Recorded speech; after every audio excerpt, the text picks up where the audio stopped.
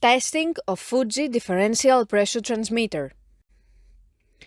The transmitter has been set to a calibration range of input signal according to the request of the customer.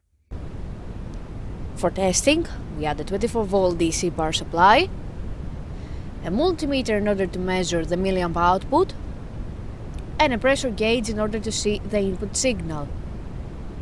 By manipulating the input signal, the unit reacts accordingly, and at the lowest set point, the output is 4 milliamp, and at the highest set point, the output is 20 milliamp.